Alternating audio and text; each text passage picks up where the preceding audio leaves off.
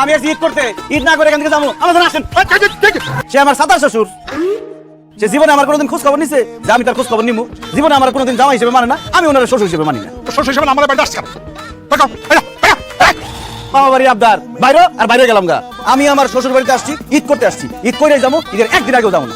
ঈদ তো দূরের কথা, তুই এক সেকেন্ড আমার বাড়িতে থাকতে পারবি না, তুই বাইরে বাইরে বাইরে। এটা শুধু আপনার একার বাড়ি না, এটার ভাগ আছে আমার শাশুড়িরও। আমি আমার শাশুড়ি ভাগে থাকুন, আপনি তো কথা কোন কেন? আম্মা জান, আপনি দাঁড়ায় রয়েছেন কেন? আমার জামায়াতের করা শুরু করেন, জামায়াতের করে ঘরে ঢোকান, চলেন। অসম্ভব, তুই আমার বাড়িতে থাকতে পারবি না, বাইরে বাইরে বাইরে বাইরে বাইরে বাইরে। আপনি একদম বাড়াবাড়ি করবেন না। কে? স্বামীর সাথে যদি বাড়াবাড়ি করেন আমি আপনার সাথে কথা বলবো না। ওই বাড়িতে থাকবে, কোরবানির ঈদ পর্যন্ত থাকবে, রোজার ঈদ তো থাকবে। সে যদি এই বাড়িতে থাকে তাহলে আমি এই বাড়ি ছেড়ে এক্ষুনি চলে যাবো। আমার কোনো সমস্যা নাই, আপনি যান, কিন্তু ওরা থাকবে। আম্মা জান চলেন। আমার বাড়ি এটা, আমি যাবো কেন? গেলে ও যাবে, ও যাবে। ও ঈদ করতে পারবে না, এখানে যাও। আমি আছি ঈদ করতে, ঈদ না করে এখান থেকে যাবো। আমাদের আসেন।